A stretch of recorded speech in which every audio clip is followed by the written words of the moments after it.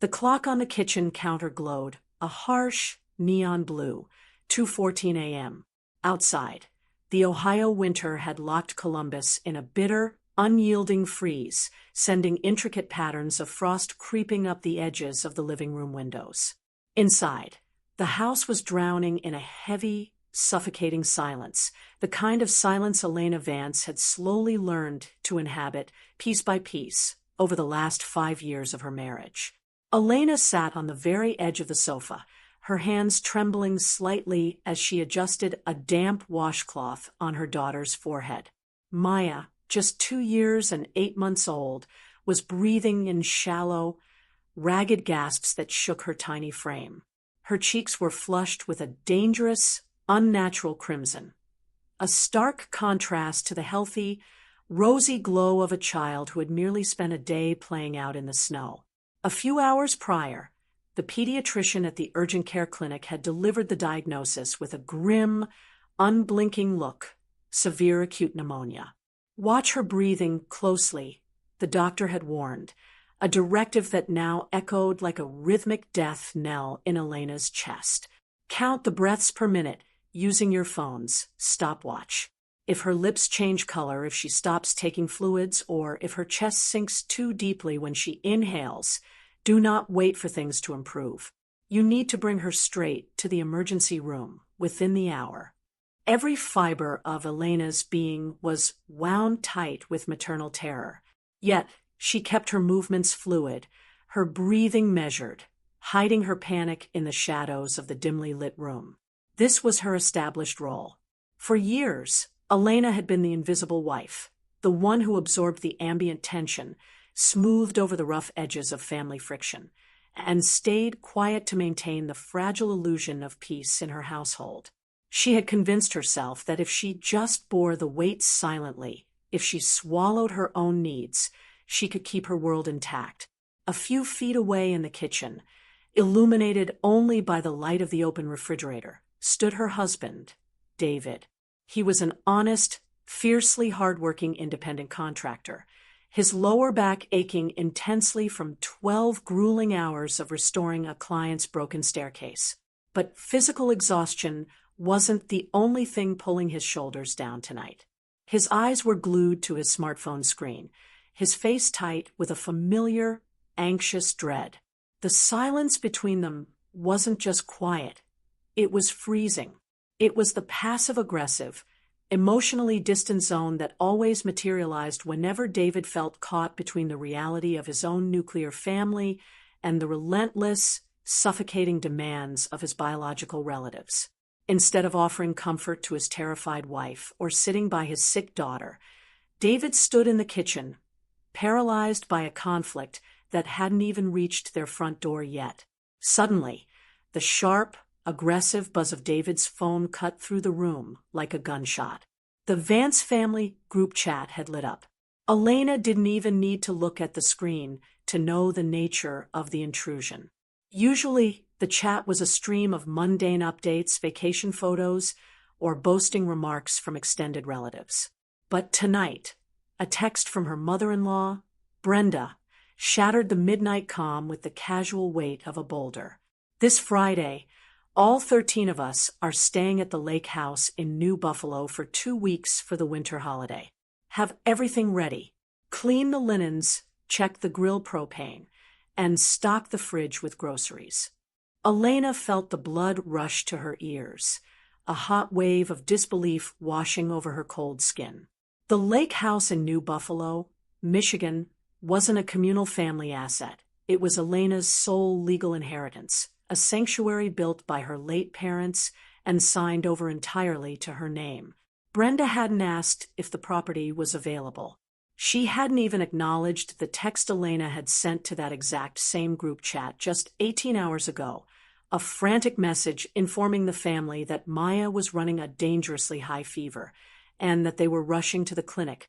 To the Vance clan, Elena's life, Elena's property, and even Elena's sick child were entirely invisible. They were merely background details to be cleared away for their own comfort. Swallowing the lump of rising anger in her throat, Elena stood up and walked into the kitchen. She calmly took David's phone from his unresisting hand. She typed a reply, her thumbs shaking but her vocabulary remaining polite, desperately hoping that basic human empathy would prevail over their entitlement.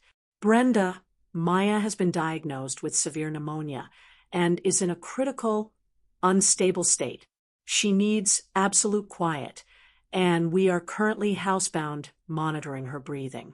We cannot travel, host, or open the house right now. Could everyone please wait until next month? The three typing dots appeared almost instantaneously. The reply came not from Brenda, but from the family patriarch, Arthur.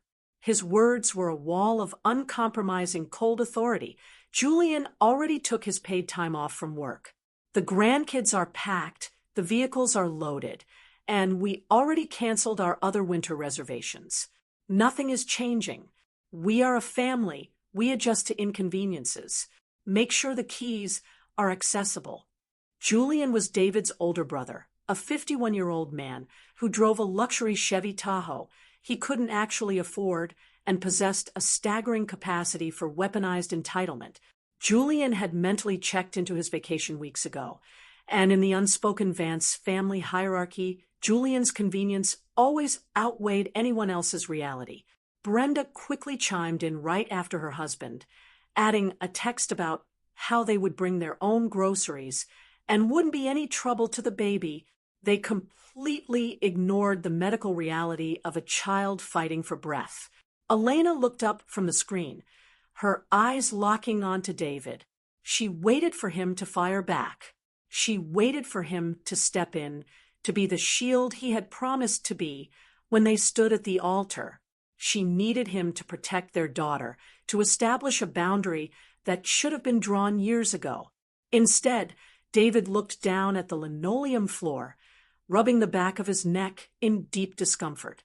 The heavy, suffocating blanket of generational guilt and fear had already settled over him. He was terrified of his father's anger and desperate to avoid a family scene. "Elena," David whispered, his voice laced with that defeatist, passive numbness that cut her deeper than any insult could. "They've already made plans. They're already packing the cars. You know how my dad gets when things don't go according to his schedule. Maybe I can just drive up there early Thursday morning. I can clear out our personal things, prep the master bedroom for my parents, mow the snow off the pathways, and stock the kitchen, so they don't bother you. You can stay here in Columbus with Maya. I'll just play host for a few days to keep the peace and smooth things over. Keep the peace." The phrase tasted like ash in Elena's mouth. For 5 long years, keeping the peace had been a euphemism for Elena sacrificing her boundaries, her comfort, her financial security, and her dignity so that David wouldn't have to face the minor discomfort of saying no to his toxic parents. David's solution to his family's intrusion was to abandon his sick daughter and his terrified wife in Columbus so he could play servant to 13 ungrateful people 5 hours away. Right then, as if on cue, Maya let out a soft, wet, ragged cough from the sofa. The toddler reached out a tiny, fever-scorched hand, her eyes fluttering open but unable to focus. "Mommy, it hurts," she murmured, her voice barely a whisper, cracking with exhaustion. "No loud people. Mommy, please, stay here." Those words, spoken in the fragile innocence of a suffering child who knew nothing of family group chats or adult manipulation, struck Elena like a lightning bolt. A profound, seismic shift occurred within her mind. The foggy haze of compliance, the paralyzing desire to be liked, and the fear of creating conflict vanished in an instant. It was replaced by a crystalline, terrifyingly sharp clarity. She looked at her husband, trapped in his pathetic cycle of emotional cowardice, and then at her daughter, who had nobody but her to rely on for protection. Elena realized with absolute certainty that her endless empathy had become a green light for their abuse. If she remained the invisible, silent wife tonight, she would teach her daughter that love meant letting people walk all over your boundaries. Elena gently but firmly took the phone out of David's hand. She didn't cry. She didn't yell. The silence that left her lips was no longer the silence of a victim. It was the quiet, chilling stillness before a storm.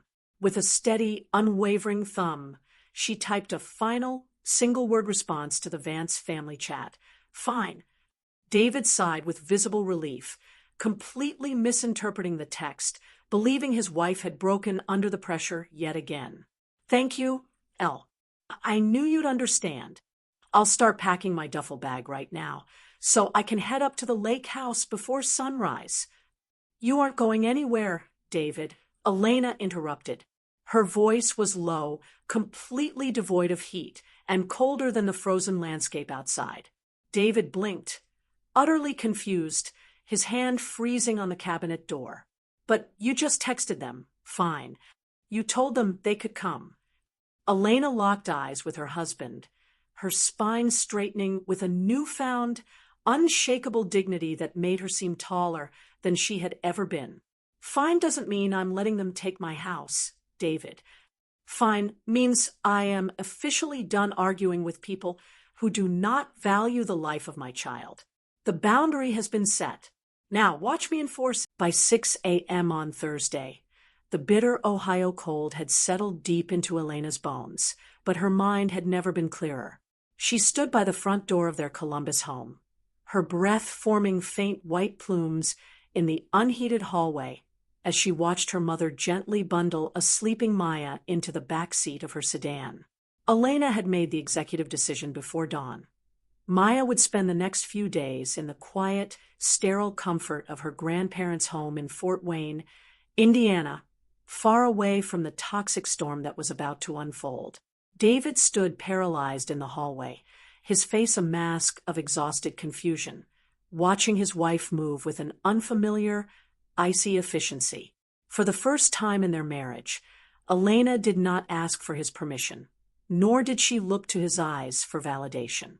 She was no longer asking to be seen. She was taking the wheel.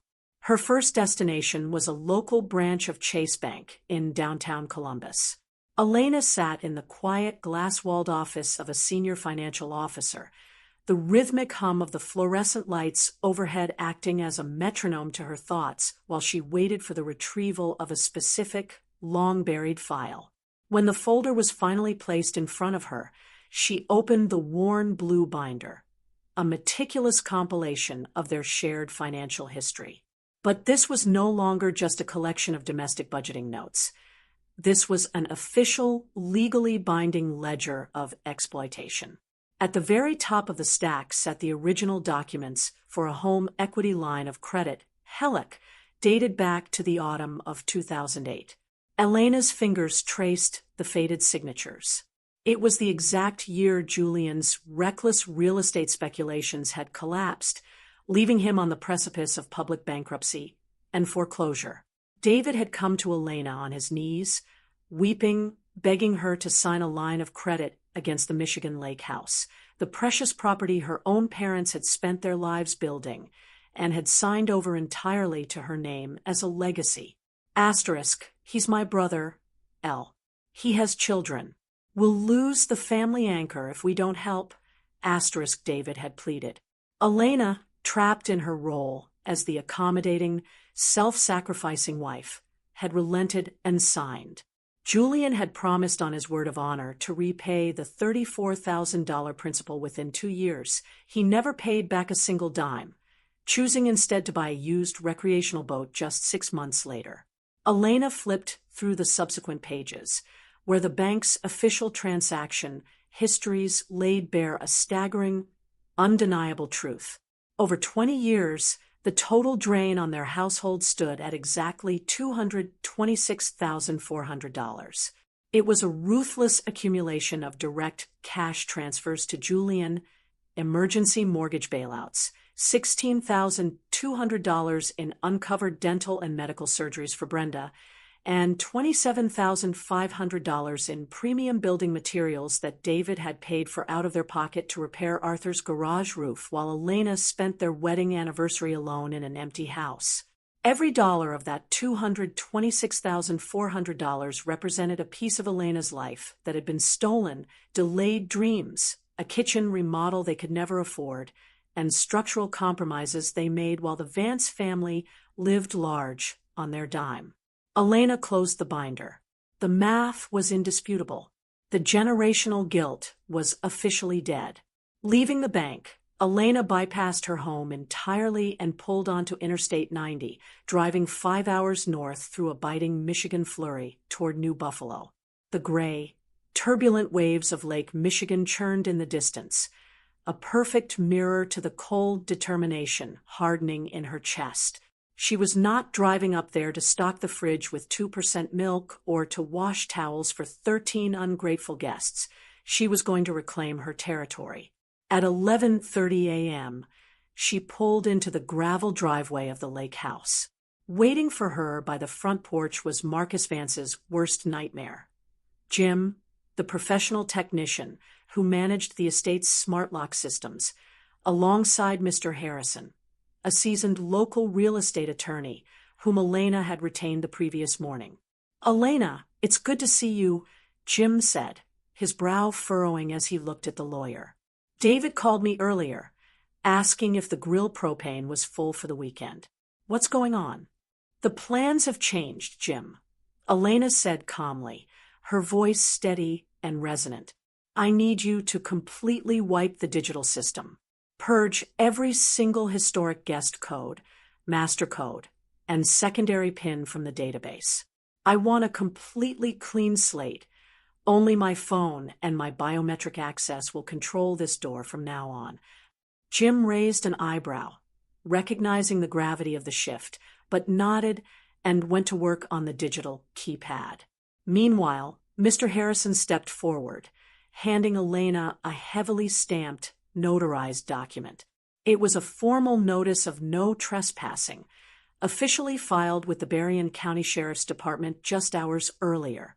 Attached to the legal filing was a copy of the lake house deed proving Elena's sole ownership, alongside Maya's official medical diagnosis from the Columbus Urgent Care Facility to legally document the emergency context.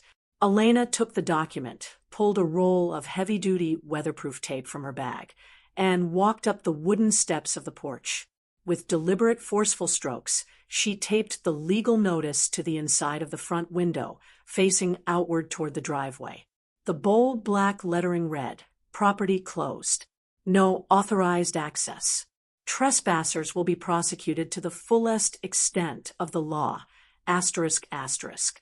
Inside, Elena walked through the quiet, darkened rooms. She did not cut the water lines or terminate the electricity. She was not acting out of petty malice or childish revenge. She simply turned the smart thermostat down to its baseline energy-saving winter mode, pulled the heavy curtains shut to block out the pale sun, and packed a small box of Maya's left-behind toys and sippy cups into her car. As she locked the front door from the porch, the smart app on her phone chimed with a definitive, satisfying notification. All guest access successfully terminated. Property secured. Elena stood on the porch, looking out over the frozen lake. She was well aware that within 24 hours, 13 people would arrive on this gravel expecting a free vacation. She knew the names they would call her, and she knew the rage that would come. But as she looked at the heavy lock on the door, she felt an incredible, weightless peace.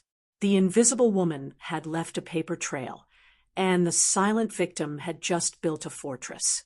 At exactly 3:17 p.m. on Friday, the heavy stillness of the guest bedroom in Fort Wayne was shattered by the sharp, persistent chime of Elena's phone.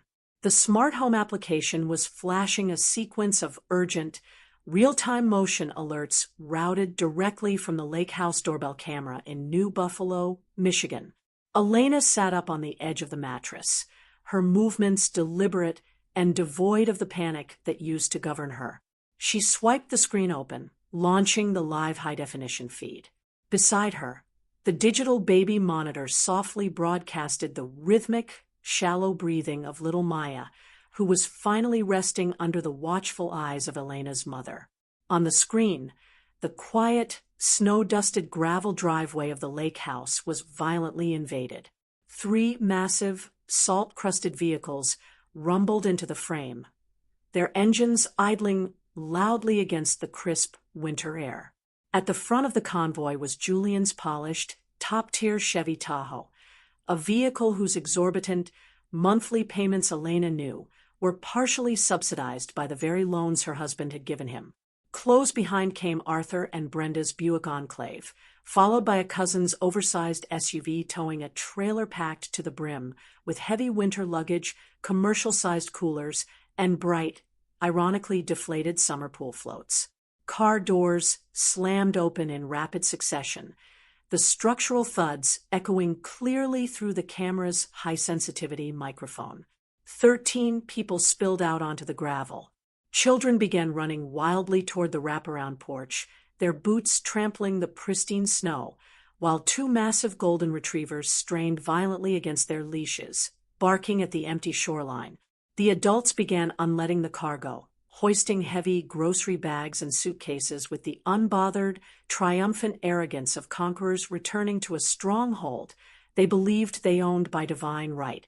They moved with an absolute lack of awareness, completely convinced that the world existed solely to cater to their convenience. The festive, chaotic holiday atmosphere shattered the exact moment Julian stepped up to the front door. Elena watched the ultra-wide lens capture him, extending a gloved hand, confidently punching his long-established guest code into the digital keypad. A sharp, negative electronic beep resonated through the microphone. The keypad flashed a definitive, unforgiving crimson. Julian frowned, a flicker of irritation crossing his face. He wiped the frost off the glass panel with his sleeve and punched the numbers in again, his movements significantly harder and more aggressive. The red light blinked back at him, absolute and unyielding. He tried a third time, slamming his thumb against the glass. The lock remained dead. Within less than 5 minutes, the peaceful driveway transformed into a hornet's nest of confusion and building rage.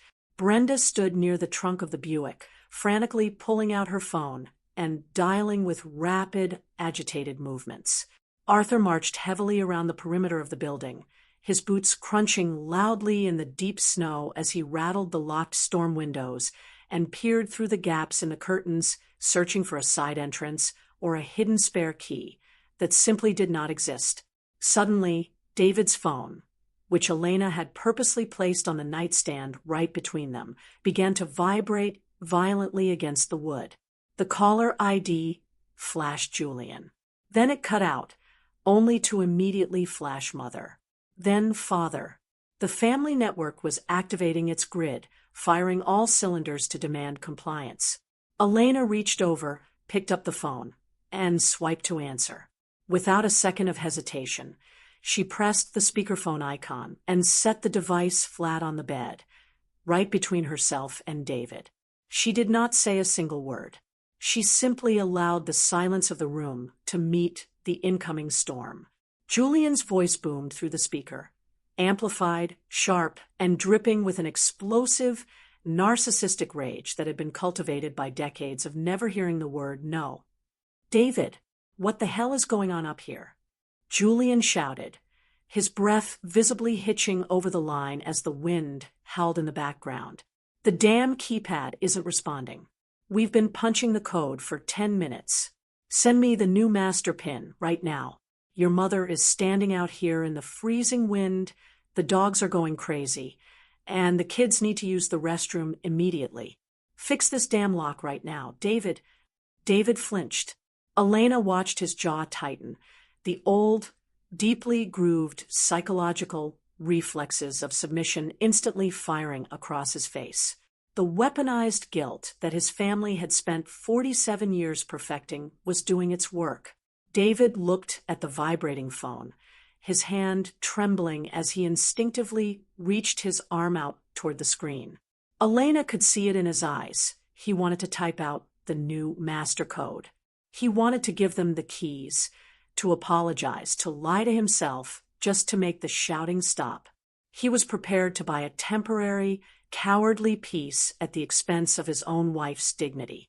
Elena did not grab his arm. She did not scream at him, nor did she engage in a frantic debate. Instead, she reached into her pocket, pulled out her personal tablet, and tapped the screen twice.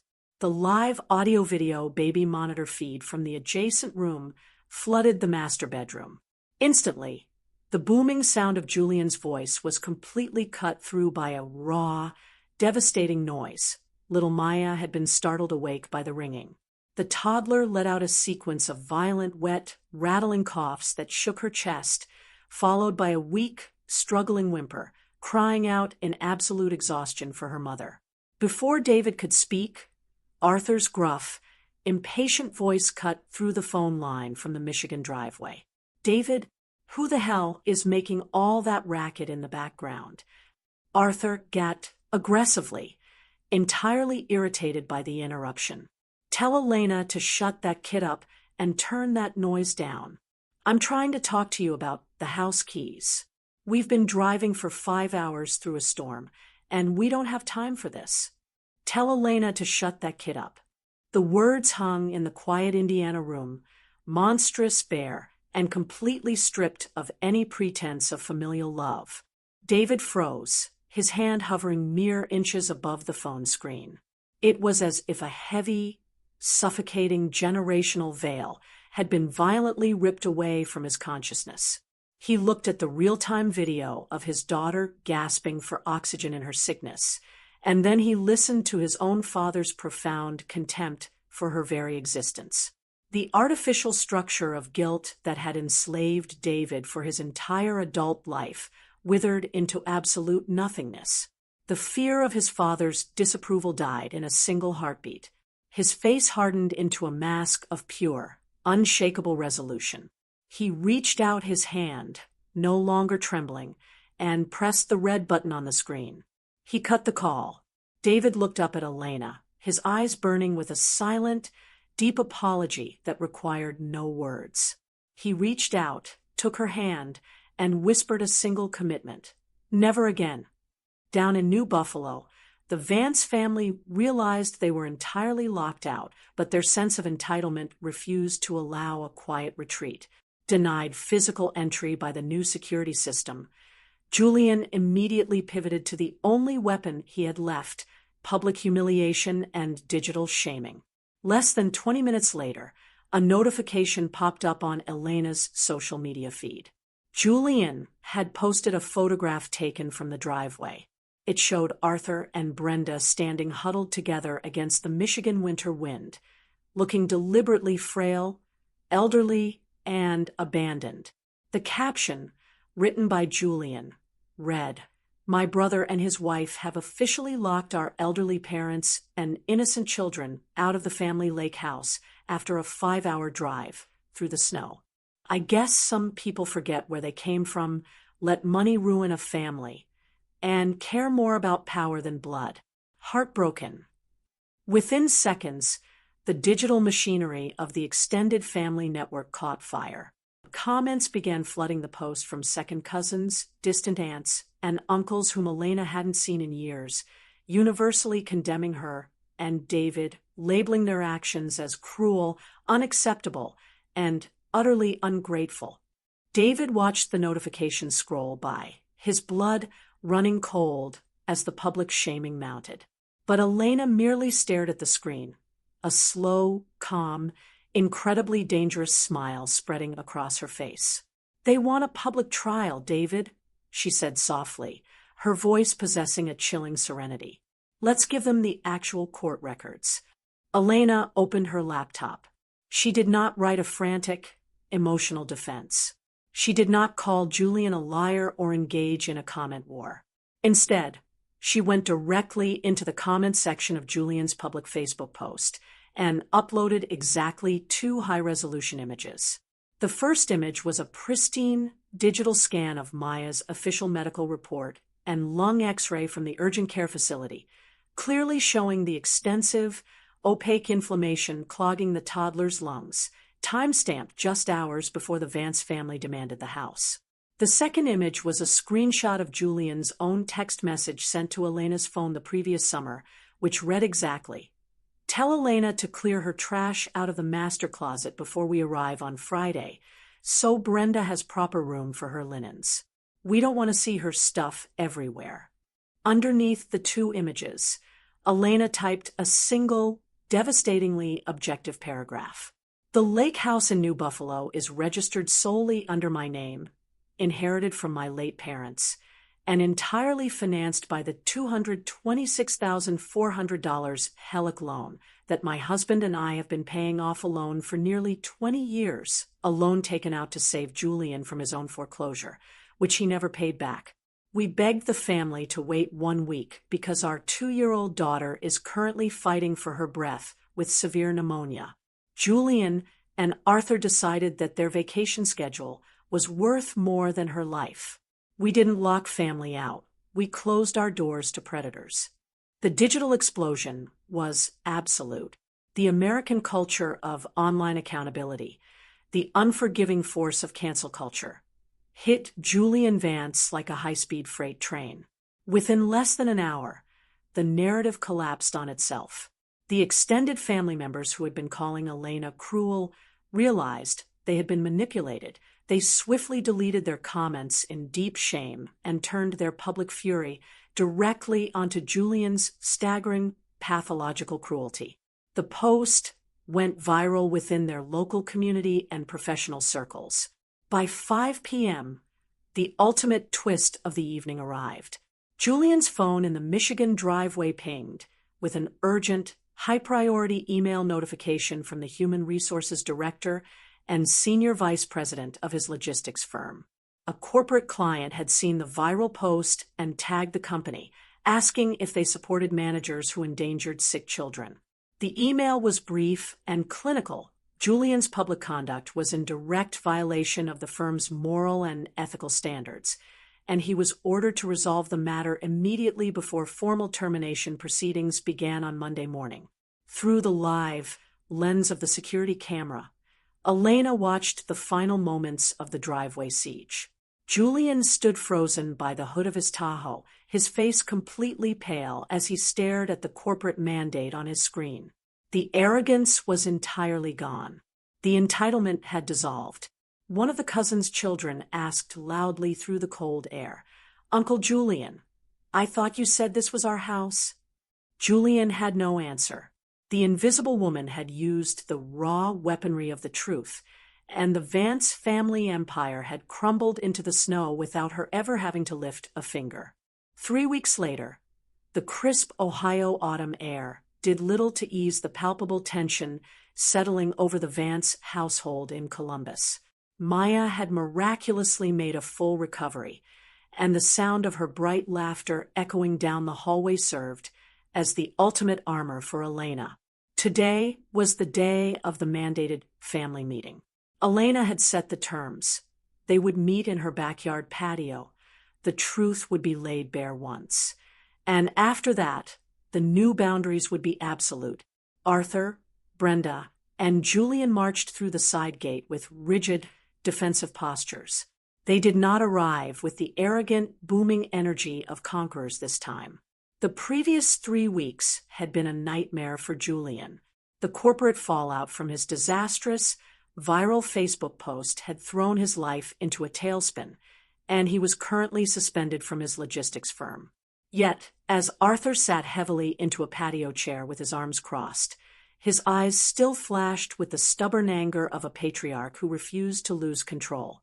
They had come expecting to demand a retraction, believing they could force Elena to reopen the lake house to save Julian's reputation.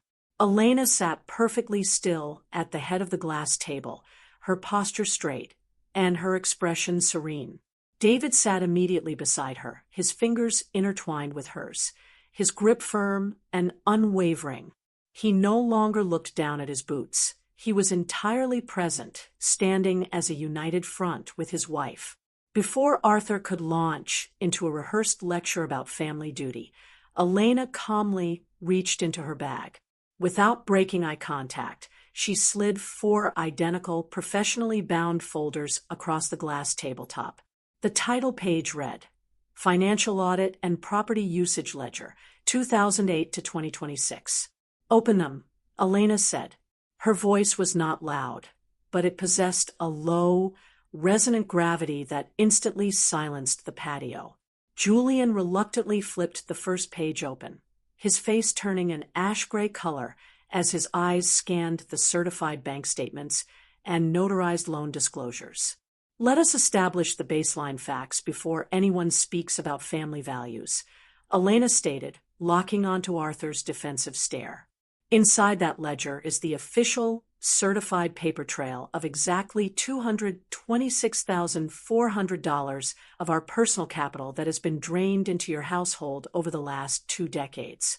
It details the $34,000 HELOC loan that I signed using my own inherited property to save Julian from foreclosure in 2008, a loan that was never repaid, even though Julian bought a boat 6 months later. It includes $16,200 in medical bills for Brenda, $27,500 for Arthur's garage roof, and nearly $50,000 in uncompensated utilities and maintenance tied to your unauthorized use of my lake house. I am not asking for a single dollar back. Consider it paid in full. But you will never again look at my husband or me and claim we are ungrateful. Julian slammed his hand flat against the table, attempting to summon his old dominance. This is sick, Elena. You are treating family like a cold transaction. That lake house has been our shared anchor for years. Locking us out under the pretext of a sick kid was an act of pure malice. Using my property for years does not make it yours, Julian. Elena shot back, her voice cutting through his anger like a diamond through glass. She leaned forward, tapping the second page of the folder. And do not dare call my daughter's life a pretext. David, read page 3 out loud. David reached out, his voice steady and resolute as he read the printed text message Julian had sent the previous summer.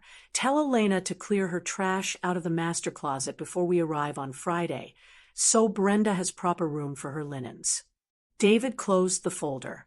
Why was my wife supposed to clear her belongings out of a house her own parents built for her? Julian, you knew Maya was suffocating with acute pneumonia, and your only concern was that your vacation schedule couldn't be adjusted. Brenda burst into heavy tears, burying her face in a tissue. Elena, please. We were only trying to keep everyone together. Elena didn't blink. The weaponized tears no longer carried any weight. She tried to bring 13 people into a closed house while a 2-year-old baby was struggling fighting for air. That wasn't keeping a family together. Brenda, that was an explicit announcement that you viewed my daughter's life as a mere inconvenience to your winter vacation. That era of our lives is officially over. Elena slid a final, single-page legal document toward Julian and Arthur. It was a formal, binding settlement drafted by her real estate attorney. Here are the new terms, and they are non-negotiable, Elena declared. First, Julian, you will sign this document officially relinquishing any and all historic claims or future access to the New Buffalo property. Second, the lake house is permanently closed to anyone in this family unless they receive a formal, written invitation signed by me personally. Third, all informal financial assistance and free labor from David are permanently terminated. Julian glared at her, his jaw clenching violently.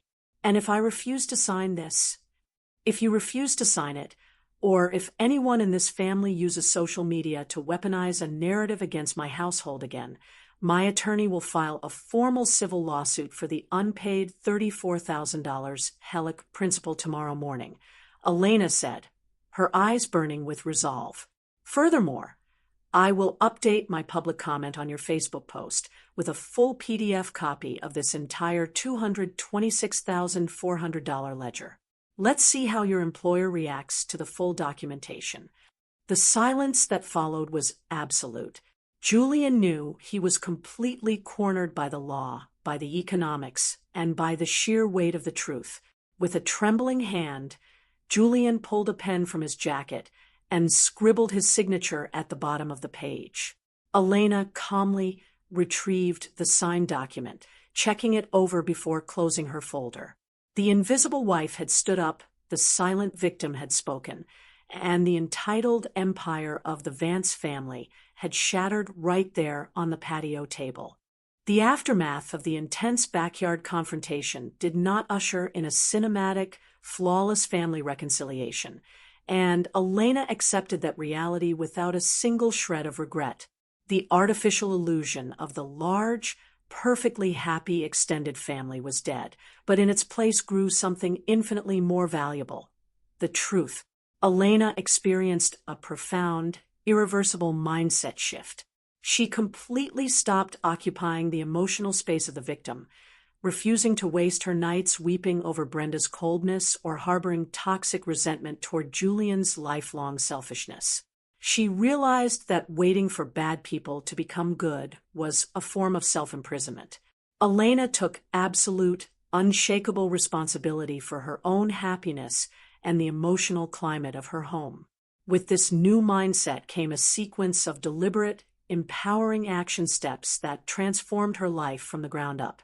Elena enrolled in an intensive, advanced wealth management and personal finance course at Ohio State University, mastering the complexities of asset protection so that no one could ever attempt to exploit her family equity again.